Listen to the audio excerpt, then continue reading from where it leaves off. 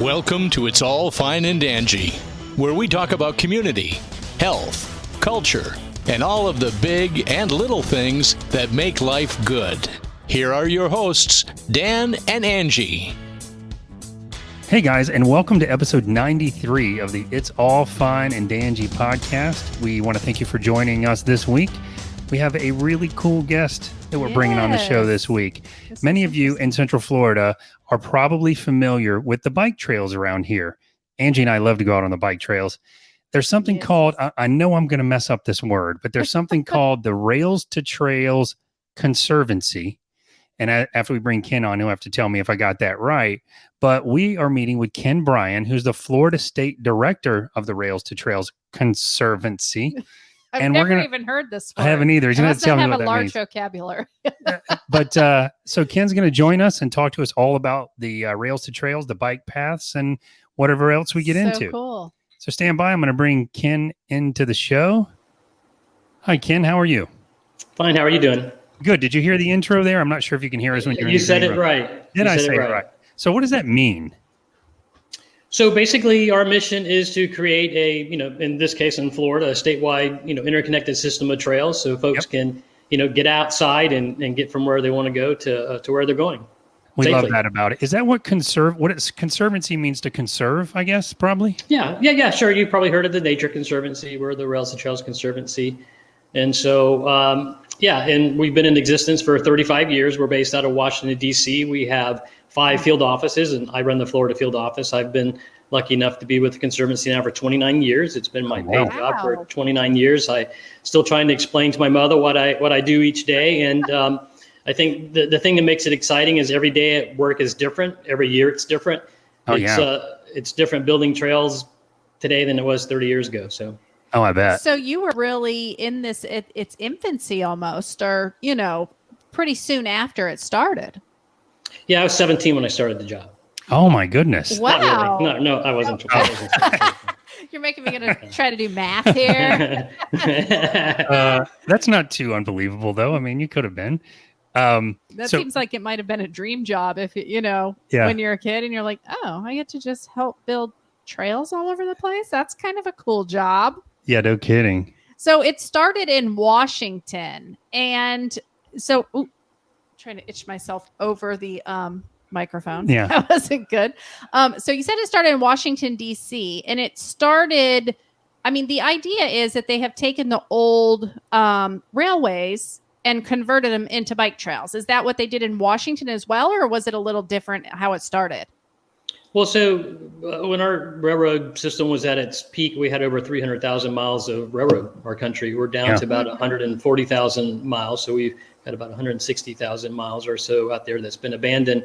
And so a gentleman named David Burwell got together with a gentleman named Peter Harnick, and they had this idea of how to preserve these resources, because once they are sold off and they're divided up, they're almost impossible to put back together again. Yeah. It's kind of like Humpty Dumpty. Once they fall off the wall, they're tough to reassemble. And so it's how can we, it started off, how can we preserve these for trails? And then it's turned more into how can we connect them all together into making usable systems. So. Yeah, because you guys have already, there's so many of them that have been converted already. Is the ultimate goal to have trails coast to coast and from east to west, north to south in America here? Or? Yeah, absolutely. Yeah, that is the goal. So one effort that we're working on organizationally, and I'm involved in this one as well, is the Great American Rail Trail, and so that's a trail 3,700 plus miles long that goes from the state of Washington to Washington D.C. So it's really connecting. So it's about 53% completed. Yep. And it's weaving together all these trails, and it tells all these stories. Each of these trails. It sounds so easy to build a trail, but it's, ends up being like any other public infrastructure. It's difficult and takes time. And so what I think really makes that a powerful concept is being able to tell all those stories along the way and combine that with the railroad history as well. I think, creates a very compelling story, and it's being very well received here in Florida. In your area particularly, there's the Coast to Coast Trail, which will go right through Orlando. And so you'll be able to just jump on your bike and go over to St. Pete one way or go over to Titusville the other way if I'm leaning the right way for you guys. Yeah. And you can go 275 miles, being mostly separated from the automobile. Oh, wow. That is really cool. And I guess that's kind of what I meant. So that's coast to coast here in Florida. But, I jumped on your website and started looking at the current initiatives and some of the trails you guys already have. And it almost looks like at some point, you could technically get on the trail and go anywhere in the country once they all sort of connect up like that. Sure. You could get on the East Coast Greenway, which goes from Maine to Key West, take that up to DC, then jump over on the Great American Rail Trail and pop over to Washington State. Great American Rail Trail, like the name of that. What a fun thing that would be to do. You know how, like, when kids get out of high school and they have that year of backpacking across the country before college, how cool would it be to do that on bikes on the trails instead? Yeah, that would be really cool. I think so too. Put your little tent on the back and just stay at local campgrounds and stuff. That would be really neat. I like how you said that it tells a story. There's a history behind, especially that trail. Yeah. The history behind. Do you guys have have you tried to incorporate that through plaques or I know that you guys do have that on the little stations where you get water, like the rest areas. Yeah, there's information up about the trails, but do you guys, I can't remember if it goes into some of the history of the actual railway. Well, we have a website called TrailLink.com, and so when you are on Google Maps and you're out to get bicycle directions, our databases power those algorithms. So the algorithms favor getting you off of a roadway onto a trail. And so one thing, that 35,000 plus miles of trail that we have mapped help to power those Google Map directions. So when you're trying to get about your community, hopefully you'll have an opportunity to get on a trail. And so, that really starts to show you the real power and the value of being able to have all that data and make it easily accessible to people. It's great to have trails, but you got to know where they are and you got to know where to get on them and how to use them safely and all of those things to really get the full use of them. So it's funny you say that, because in an effort to do a little bit of educating ourselves without ruining our interview prior to the interview a day or so ago, I saw the TrailLink thing. I've installed it now. We've never used that. Like we bike here from where we live in Apopka through like the Altamont Springs area down to Sanford to Lake Mary, South Seminole. But then sometimes we'll get in the car and we'll go to Winter Garden, the West Orange Trail, and bike that one too. But we've never known exactly where the bike paths are or anything. Okay. So we'll definitely put a link in the show notes for that. But we're excited to use the app now when we're traveling or when we're out of state or in different parts of the state to know where we can go to the trails. So I was going to ask you about that. So you've partnered up with that, or that's you guys working with Google and that's your app to determine to show people where the trails are? Yeah, the TrailLink mobile app for a smartphone, I assume what you're talking about, as well as the TrailLink.com website. But yeah, that's a partnership that we have with Google. In fact, if you we were just featured as a Google partner. If you Google Rails-to-Trails, Google Maps, you can see our chief technology officer telling about that partnership with Google. Oh, very cool. And there are no actors in that video. All those are our Washington D.C. staffers. So you get a sense of who we are. So. Well, congratulations on that. That must be pretty awesome. I mean, that's that's a very important partnership for us. Yeah, absolutely. It drives. I think last year we ended up with about 11 million unique users at TrailLink.com. And a lot of that traffic is generated through our partnership with Google. They're a very, very important partner for us. Yes. Yeah. That's awesome. Yeah. Sorry, I did mean the app. I guess I'm just thinking normally when you're looking for the trail, you're probably out there, but you could be looking before you leave the house and look on your computer. So we have the app too. The app will actually give you the driving directions and all that sort of things, and nearby if you want to go, hey, let's check out this trail, it'll take you over there. Absolutely. That's the one I just installed. So we're excited to use that.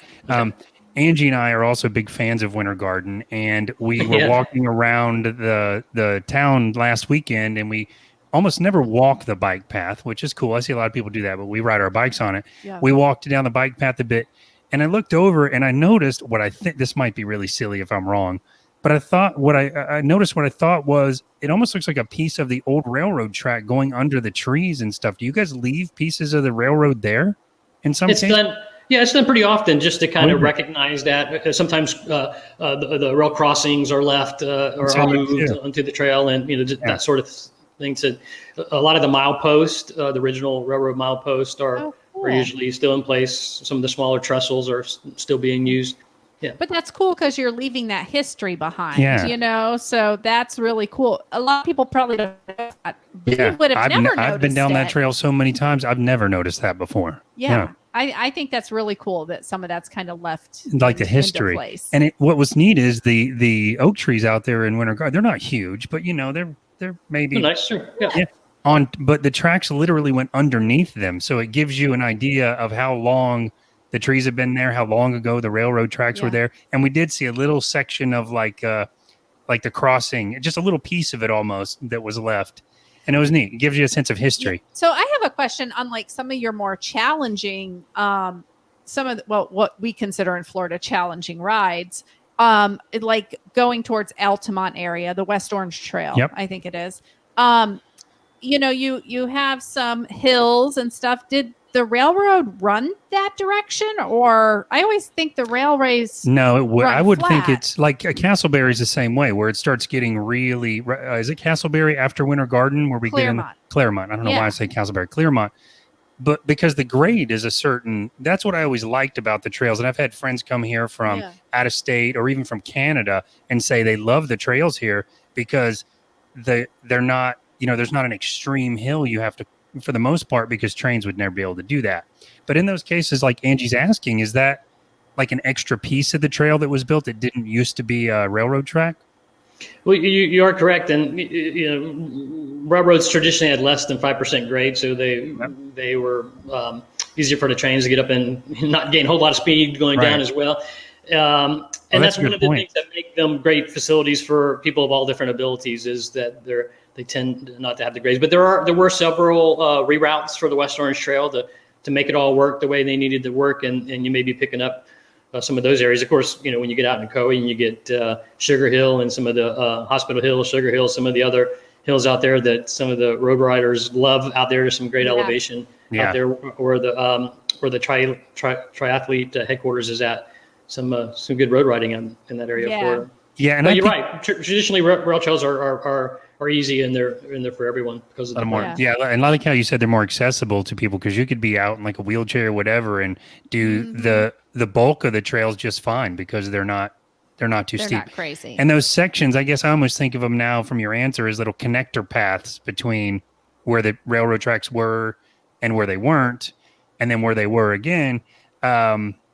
Out in Mount Verde, in the area further down in Mount Verde, I don't know if you've ever been out there, but it really starts getting to be. I bet he's been everywhere. Yeah, maybe so.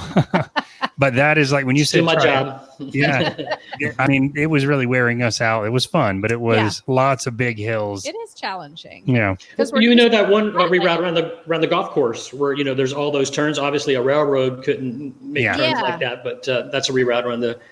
You mentioned Winter Garden, and I just want to, before that gets too far away, is that, I think that's a great example of the economic development opportunities that come with trails. Winter Garden, 25 years ago wasn't quite the place that it is now. And, you look at all the restaurants and the mom and pop shops, and, it's just a fun place to go and people watch and to be. And, and the trail is a big part of that. It's the community working hard to make it like that, but the trail was incorporated into that vision, and it really helped keep it vibrant. I think so too. The trail is really at the epicenter of Winter Garden, and it's like a part. It adds to the charm of the town to me. I mean, they've also got a couple of businesses there that are very specific to the trail, with like the Wheelworks place for the bikes.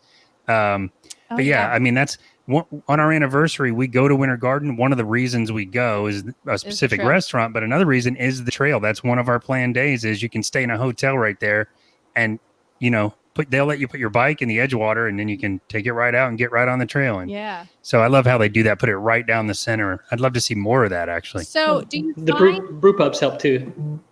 What's that? What is it? The brew pubs along the way. Of course. Oh yes. Like what's the one down there? The why can I never remember the name? The one in the Crooked Can. Oh, the Crooked Can. Down there in Winter Garden.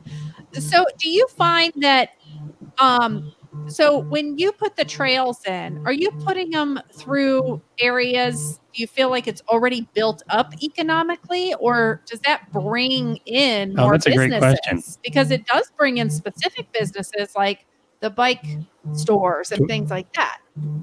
Do we have Are you buzzing? Yeah, I'm sorry. It's my mother calling me. I can't believe it. Problem. Do you need to Do you need to take it? No, I'm fine. Oh, okay. Fine. Okay. Not a problem at all. We were like looking. I hear it, and sometimes I have something sitting around. I have so much technology in here. Sorry. Well, no, that's what I get for mentioning my mom when I said I am still trying to explain to my mother what I do. Made my mother call me. We're not live, so she's not calling you mad at you for saying that. So why? Oh, I don't know. Okay. Well, She might have figured out a way. yeah. she knows. She always knows. Damn it. Oh goodness. So what was your question, Angie? So I was just wondering, like, are the trails built after an area is already built up, or does it come first and then you see more economic growth afterwards, or is it kind of a combination? Yeah, that's a good question. Well, I think over the years it's become much more calculated, and it's been more strategic investment by communities. But in the old days, it was more the build it and they will come approach, and they did come. And now we can quantify that. It's no longer anecdotal. It's quantifiable, and their trails are front and center in what regional planning councils do and what chambers of commerces do. So yeah, it's very, very much into their thoughts and how to bring in and how to maintain and keep jobs. A lot of corporations are they're wanting these sorts of things to attract and keep talent. So trails are being part of that as well. Yeah, I like that. And oh my gosh, see, this is why I've got to write stuff down. Because you got excited to ask him something. I want to ask him something. I had a really good Ken, question. you may not know this, but it just makes me wonder, has biking itself just become more popular since all of this started? So yeah, and so if you want to, so the whole COVID thing, we do have a page dedicated on our website, just simply rails-to-trails.org/COVID. And so we're collecting all the stories that we hear out there because we think that that's going to be important moving forward. We also keep all of the counts that we have access to. We update those weekly, and you can see the trends of increased trail use, and it's maintained, right? Ever since COVID, it kind of shot way up, and then it kind of we noticed, but it's always been up. And if you look at, I was just looking at them just a handful of minutes ago. And I think at the beginning of December, they were still up 36% or so, or 26%. And so the numbers are up. When you're cooped up in the house, you got to get the kids out and burn off some energy. And these are safe places you can get out there and do that. So how do you get those numbers though? So how do you figure out how many people are actually hitting the trail? We count them, right? We have counters installed. Oh, you do have counters. So we have counters on many trails. You've never seen that guy? I'm just kidding. We also the Florida DOT is also has just now about a year ago started a real robust counting program where you can go online and follow it accounts statewide. Oh.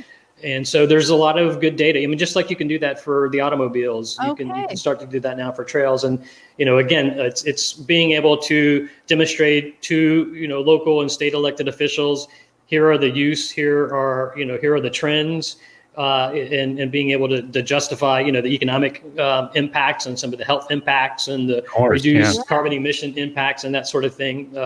That make it a smart investment to build trails. So this helps make your job easier because you're bringing real facts, real stats to different areas and saying, hey, here's why you should have this in your town. Yeah, you can't deny it with the numbers. Yeah. Yeah. So let's talk. Well, I tell you, the East Central Regional Planning Council, they're in your area, did an economic impact study of the West Orange Trail a couple of years ago, and it was amazing the results. Cool. I don't want to quote the numbers because I don't want to misquote them, but it's tens of millions of dollars of quantifiable impact, and they even were able to say how many jobs it created there locally as well. That is amazing. Yeah, I mean, I would look say that up. That's I would cool. Too. I would say honestly, even like we live in a house here in Apopka right near Bear Lake where we can just get on our bikes and ride to the trail. if you have the trail right next to your house or within biking, that is a selling feature to me for sure. For a lot of people, I'm sure. Oh yeah. I'm sure a lot of people look for that when they go to buy a home too. Like if they, especially if they could travel to work on the trail. Oh yeah, absolutely. Because I'm sure that's something you guys are trying to kind of push for as well, right? Yeah. So our research director has done quite a bit of research as it relates to that. But yeah, the real estate agents have figured that out as well, and you'll see that in many of the ads for the homes. Yeah. Also, you got to figure if the city is invested in the trail in that area, if it's behind your house, they're not going to build something else there, so you don't have to worry about a convenience store or something else popping up right behind your house. Oh, I thought of my question. Okay. So I wanted to talk about, so when you guys are, you're bringing the idea of a trail into an area. Is it at a state level? Is it at the city level? Like, how does that work? Is it the city that you go to and say, hey, do you want this coming through your town? How does it kind of start? All the above, and so I'll use an example of the West Orange Trail since we've been talking about that. At the time, there was a lady, a chairwoman named Linda Chapin. I don't know if you remember Linda. Linda is still very active in the community. Linda Chapin. Sure. Yeah, and so she, in my opinion, she really is the one who started the trail movement there in Central Florida. And so one of the things that she said to her staff, she said, I want this West Orange Trail acquired, built, and complete before I leave office. And she really put an ambitious timeline in front of her Parks and Recreation department, and they made it. And then, of course, the West Orange Trail then became that example that we needed to show other folks. Well, early on, before the West Orange Trail, we would pack people in vans and take them over to the Pinellas Trail in Pinellas County. And this is what it looks like. This is what it feels like. Here are some people in the community you can talk with. And then once the West Orange Trail was built, that then became, the trail where we would take the elected officials from Volusia County over to West Orange Trail. We would bring them over there. And so trails have many different faces. In the case of the West Orange Trail, it was the leadership of the county together with the state of Florida. The state of Florida helped underwrite that acquisition through the Florida Greenways and Trails program, which has been funded from Preservation 2000 and the Florida Forever programs, which you've probably have heard about. Yeah. And so that was one of the acquisitions where the county would purchase it, and then the state would reimburse them for their purchase. And so it was a really good partnership between the state and local government there. Okay, that's interesting I'm always curious, like kind of how those pieces go together, because is there fundraising involved? Is it grants? Is it, money that's already available at a state or county level to help kind of build this project? I think it's like a three-legged stool of, it's a combination of federal, state, and local investment. So the largest trail building funding source is a transportation source. It's part of the highway authorization. It's called the Transportation Alternatives Program. And each state gets it's based on population. Florida's annual share is just under 50 million. It's 49 million and change. And so that's split between half of that goes to the metropolitan areas, half go to the rural areas. And it funds items like, sidewalks, bike lanes, trails, that sort of thing. It's called the Transportation Alternatives Program. Federal dollars that's funneled through the state DOT. And there in your area, it would go through your transportation planning organization. That would be the entity that actually authorizes and manages those funds in partnership with the Florida Department of Transportation. So that's one source. Another source is a state. It's through new vehicle registration. So the concept is, as Florida gets more cars, part of that, the registration fee for that car, it builds safe places to walk and bike or trails. And so the Sunshell program is a $25 million annual program helped created by former state Senator Gardner, Andy Gardner, who's also from your area. And that's funneled through the state DOT. They have 2 priority projects, which means they are funded to completion, and the Coast to Coast Connector is one of those regional priority projects. So the Coast to Coast will remain funded by that dedicated funding source, the Sun Trail program, until its completion. So you know that will happen. It will come about. It's not just some sort of pipe dream or sure. Where your funds. They say they're going to use the funds for that, and you never see it. But yeah, that's great. So now you've got me thinking of another question here. Is maybe this is sort of private information. And I work in the construction industry and engineering industry in my day job. So I know sometimes these things are not available to the public, but is there a place where you can go and see the future expansion plans and phases that are planned for the trails? Yeah, there's a lot of different places to go. I don't know if there's, really that one-stop shop, right. But depending on your area, is that what it is? So one place to go is the Department of Environmental Protections has an Office of Greenways and Trails. We call them OGT.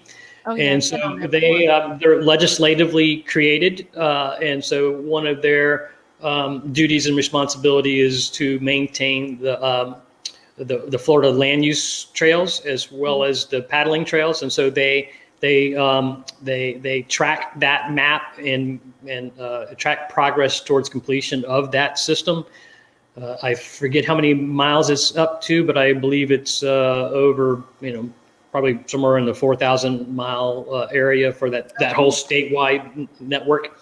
And so that's one place you can go to look at that. Another is the Florida DOT's Sun Trail program website. They that network is determined by that same system, so that the state has two complementing systems. The Sun Trail network is a portion of the Florida land use trail map, and so there's some consistency there, and you can also track progress towards the Sun Trail network from the Florida DOT.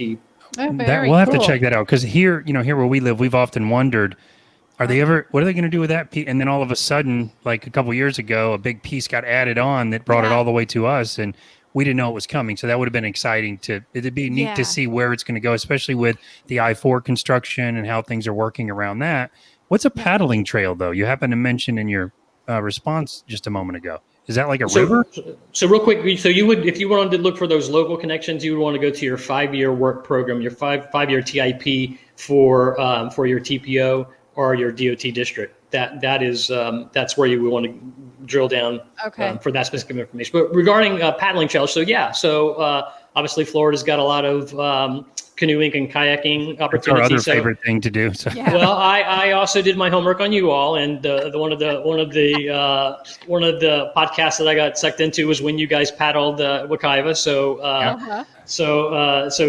I know you're paddlers. Well, thank you for that. That was fun. You should have seen it. We each had an iPhone plugged into a little microphone, and we had to stay close enough till we could hear the other person stop talking. Yeah. But right. But yeah, that was fun. That was really cool. And so, but there is this also thing, the Florida circumnavigational trail that goes all the way around the state of Florida. And again, OGT is also a keeper of the paddling trail maps as well. So awesome. Okay, they're a keeper of the paddling trail maps, but they're not maps. They're not expanding that. They're not like digging rivers for kayaking, right? But there is a designated process. So if you had your favorite paddle, you could theoretically add those to the maps. Oh, okay. Oh, I see what you're saying. For the maps. Are they maybe also for the maps, but are they responsible for helping to keep those waterways clear, clean, things like that? So I would think that would create more jobs as well. Well, I know they do the signage. I don't know about debris removal and that sort of thing. Okay. Yeah, I know Loomis does like Wekiva after the storm. We tried to go down Wekiva River after the hurricane, which we may have actually mentioned on that episode you listened to. But after Irma, we're from here, and we were like, oh, we've done this a million times, and they warned us you're never going to make it. 4 hours and 2 miles later, we were trying to make it back before the sun went down. It was very close. Upstream with flat bottom kayaks. It was a trip to remember. It was pretty scary. Yeah. Lots of water moccasins because of the water being still. Ecosystems being made. Yeah. Oh gosh. It was a crazy adventure. It really was. Extreme kayaking at its best. That's what we like. Nice. Well, you'll remember that trip. You won't forget it. Oh, yes. Hey, so I also who's from Michigan? Which I am from Michigan. You're from Michigan. Okay. Listen, I moved here when I was 12, so I consider myself a Floridian. No. I know. I mean, just from so we have a lot of ties with Michigan. It seems like organizationally, really? A lot of our staff come from Michigan. A lot of our leadership, our past president, my boss, our VP for policies from Michigan, and I used to do this during my first 7 years on the job. We had a Michigan office, and we used to do a ride called the Michigander, and it would be across the state of Michigan, and it would start and end in different places. So I got to ride through, so many different places and small communities all throughout Michigan, and I love how everybody uses their hand and.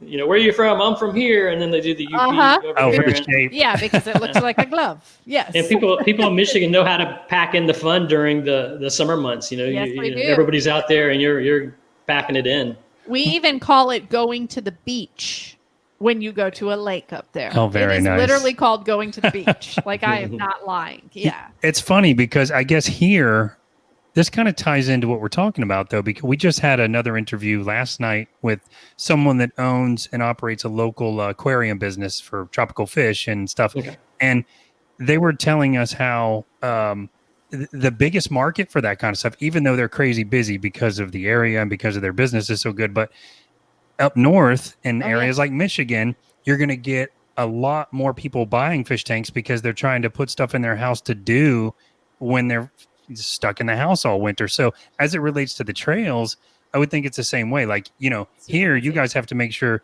the trails are in riding shape and available for everyone, all throughout the year. Yeah. Whereas in Michigan, as you mentioned, I'm assuming there are at least some months where the trails aren't really used at all.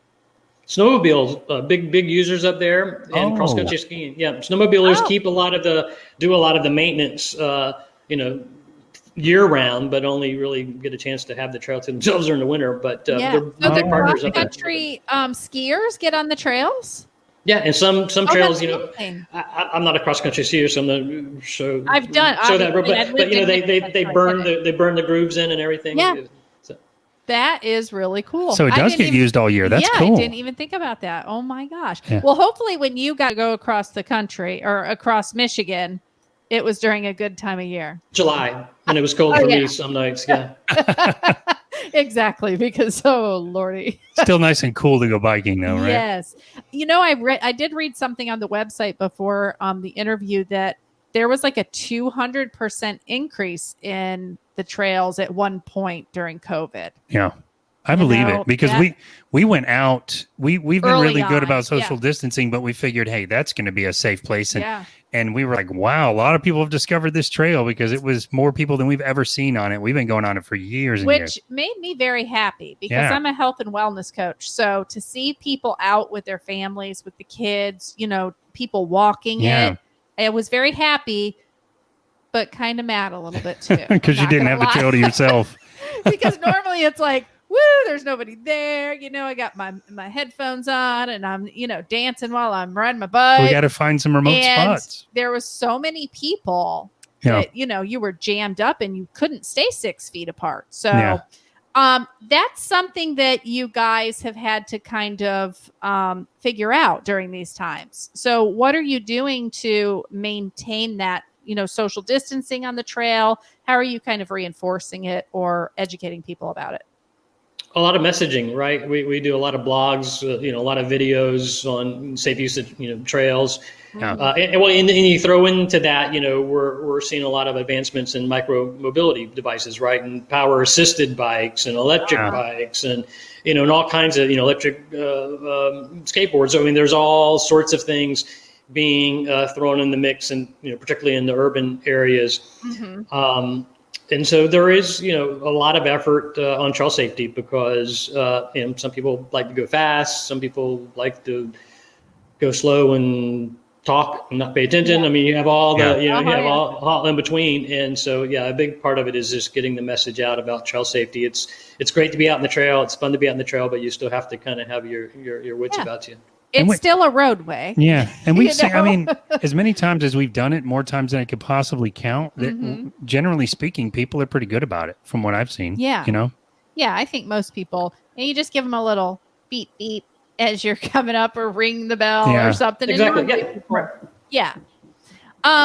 So you guys promote the use of the trails over vehicles, of course. Tell us a little more about that, because I think we did a little research, and like a quarter of all trips that you take, or no, what is it? I think it was, a quarter of all the trips that you take are less than a mile. I was reading that from your website. Less than a mile of, So there's you a can cell bike again. that so easily. So how do you use that information to help establish more trails? Well, it's all about useful systems. And it's all about if you can walk to school safely, you're likely to walk to school safely. If you have to walk across a 6-lane highway, you're likely not going to, or not let your child do so either. If you're able to easily walk to the library, you're going to walk to the library. If you can do those sorts of things, and those stats help make that point, because a lot of folks, they say, so the surprising thing is, you would think that trail use would start to go down in the winter months, but we're still seeing that increase. Oh, great. Staying with us. And so to me, it's all about, that useful system, in South Florida, in the Miami area, it's all about, in Sunrail for you all too, you've got to, if you could walk to your Sunrail station, take the take the train, and then be able to walk to your restaurant or to your workplace, then it's useful, right? But if you end up having to Uber in there anyways, and you go, I'm just going to drive, I can get there just as fast. But when all those, when you have those nodes, that first mile, last mile, working in sync with one another, where you have useful systems, that's when you're going to start to see that mode shift. And that's when you start to see that change in people's mentality, that, I don't have to just drive 2 miles to go to the grocery store. I can just walk there for that. Yeah. We love doing that. Yeah. And it is challenging in Florida, because we're not like an urban area. Even though like Orlando is big, it's not like most major cities, right? So we have so many things that are so far away that there is a lot of driving. Yeah. So I can imagine that's been a challenge too, just trying to figure out how to interconnect everything so that could be a possibility. I don't know. I mean, I know it's been in place for a long time, but I've been really impressed how you guys did like the overpass in Sanford or the underpass in Lake Mary, areas where, or even in Altamont there right before I-4, areas where I don't know how you would really just be dumping the bikers into like a 4-lane nightmare if there wasn't some sort of a system in place. And I think that adds to the value, because I remember taking my kids when they were little on the bike trail, and we would just go straight underneath the tunnel or whatever in areas normally where we'd have to turn back. So I feel like you guys are doing a good job of making it possible to get not just, getting people to try to do those short trips, but I used to do the 30 miles regularly because it was so easy to do. Just jump on the trail. You never really have to stop, maybe for 1 or 2 little roads, but depending on where you're at on the trail, there's some stretches of trail that are kind of away from big, busy roads and major intersections, and where they do meet, they just go under or over. So, for me, that's been great. No, you're right. And so, this whole coast to coast connector, I was telling you about 275 miles from one coast to the other coast. And, if you can imagine how many stop signs, driveways, and intersections, oh, yes. How many times you would stop on 275 miles. So DOT is actually engaged in a study right now looking at the western 90 miles, where they're looking at every single driveway, every single intersection, and trying to figure out how can we reduce conflict, how can we increase efficiencies. And then those lessons learned will then be able to be applied throughout the coast to coast connector. So, they're thinking about it in terms of how do we reduce those pinch points? How do we reduce those, crossings? How do we increase safety? Yeah. And so you'll see more and more of that, where as you create systems, you have to start thinking about usable functional systems, and you start then to create those, at grade crossings or grade separated crossings and that sort of thing. I could go nerdy on this for a long time. The firm I work for, we do all kinds of engineering, but one of the engineering types we do is transportation. And it reminds me probably of the way they're doing that analysis, because when we're building roads for transportation, we'll run simulations and models that show traffic patterns and traffic flow and stop and go. And you have to do a certain radius on the turns of parking lots or intersections or whatever. And I would assume when they're doing those analysis of the bike trail and those pinch points or conflict points that you speak of, there's a lot of math that's involved in that those applications will do, that will say, okay, there's more likelihood of an issue here where someone's going to get hit by a car or have to stop. And so it's really neat how that kind of stuff is done. And we don't think of that when there's, it's a bike trail, it's great. But to know that there are people that are thinking about those safety precautions so that you can take your kids, you can bike with being aware, but not as aware as if you were street biking, right? So it's great that somebody is coming up with that. And I mean, I always felt safe. I don't know if it's largely because it's where the railroad tracks already were, and they're not going to be 2 inches from the road. But even when my kids were just barely past being a toddler on the trail, I always felt fine. Nothing was ever, you're not ever in a place where they're this close to like a major interstate highway or something. So, So Ken, we have some friends up in North Carolina, and they own a farm in a little town called Etowah. And they have a railroad that runs through there. And I think the last time we were up there, they said that there was talks of it becoming a bike trail, a trail. Oh, nice. Yeah. So do you have any information about that? Well, North Carolina is not one of my states, but we do have work in North Carolina, and I'll set you up with the person who can help you with North Carolina. Cool. Yeah, because I was like, oh yeah. But now that we have this little app downloaded. Yeah, I do. Why didn't we ever even think about that? I don't know. I don't even know. We always do the same little segment, but now we can find more sections of the trail to do. Well, next time when you're driving to North Carolina, on your way in through South Carolina, hit the the Swamp Rabbit Trail. I'm writing this down. Rabbit Trail. That's a great trail. All right. That sounds fun. It just sounds like a fun name, first of all. You know what? We've driven. We're flying in a few May to North Carolina, but we normally drive. And we never thought about doing that, stopping along the way. No. And that would be so cool. Because once you're in the car, you're just thinking about getting there. See, that's the thing. You're like, I just need to get to my destination. Yeah, break it up. Enjoy the trails along the way.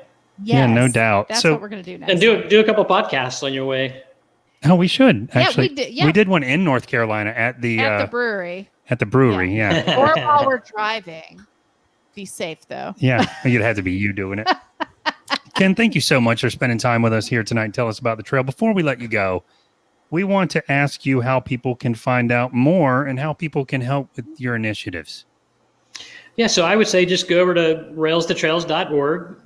Take the website for a cruise, check out what we do, learn about our work. Go over to TrailLink.com, find out where the local trail is, and get out there and start using trails and tell everybody how much you enjoyed yourself when you were out there. Yeah. Very nice. Are there ways people can donate or contribute time or anything like that to assist? Oh. Yes, and again, the website will cover all of that. Okay. Nice. Yeah. Oh yeah, I didn't even think about that. Like little cleanup days or something, that have probably organized. How they do like road cleanup days. I'm sure you guys are doing things like that, like to help keep the trails all clean and clear and tidy. I've never seen trash on the trail. Knock on wood. I have not neither. So it's working, whatever it is. It's paradise. All right, Ken. Well, thank you so much for spending time with us. And it was nice to learn more about the trails. It makes me want to get back out on the trail. Yeah. I mean, it's really cool to learn that it really is so much more that goes into it. Yeah. I mean, I think sometimes we take it for granted because we have so many of them around here. Right. But just to know that the work that you guys put in to make it a safe place for us to do something active. And we very much appreciate that. Thank you very much. Thank you. It's been good talking with you all. All right, Ken, thank you so much for spending some time again tonight with us, telling us all about the trails. And we will look for you on the trail. Sounds great. Look forward to it. Oh, that's a great ending. All right. Have a good night. All right, guys. Those of you listening, hang tight. We're going to take a quick break and we'll be right back.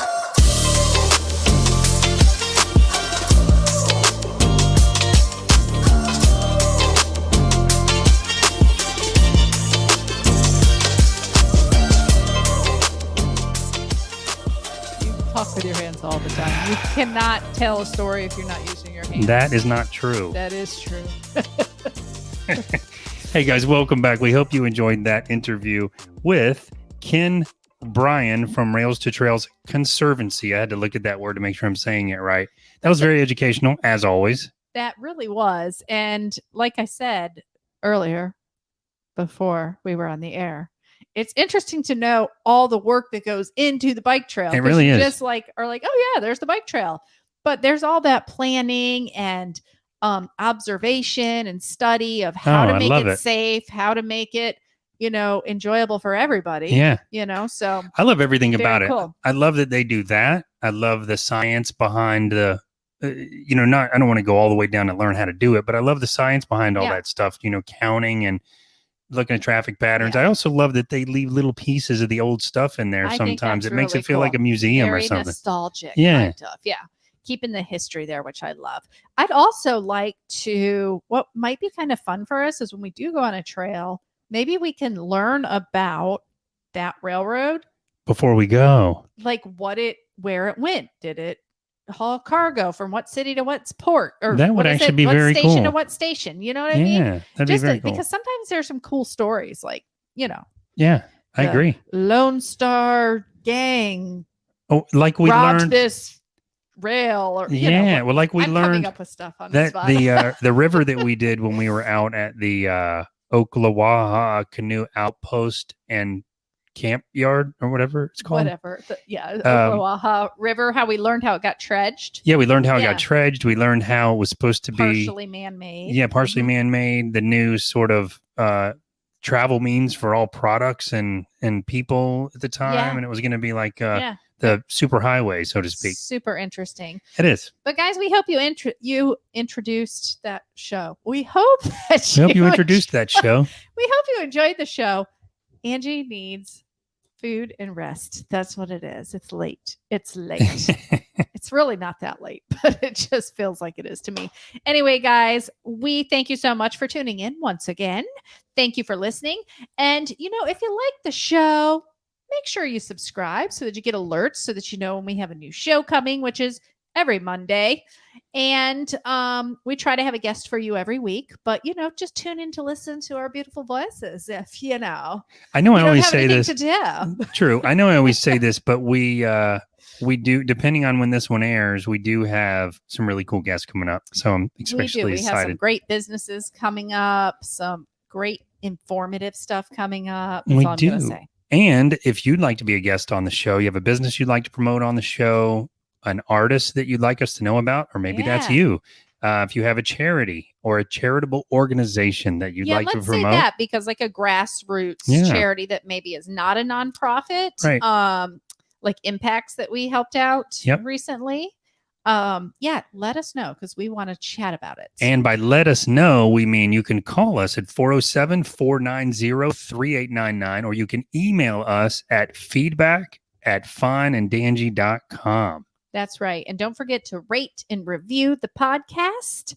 And you can check us out on all social media under Fine and Danjee. That's it. Yeah. And that's it, guys. That's a wrap. And guys, remember, at the end of each and every day, it's all fine and dandy.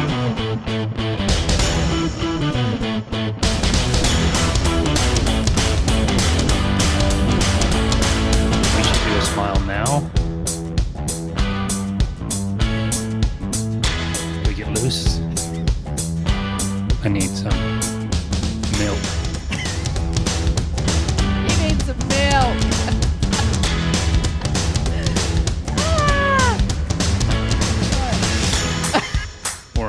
Let's give it a minute. It seems like it's slow at the beginning. Like, watch. Okay. Do this a lot, by the way. I noticed that you do this thing. That's how we should come back in talking. I don't know why. I guess because this hand is restricted, so I'm always, when I'm asking questions, it's like I'm directing traffic. We also noticed this trail over there. Did you say rate, review, and subscribe? I did. I said subscribe at first and go into detail about subscribing, listening, and then See, you know what I wasn't doing? Listening. You know what it is? I spaced out for a minute because I started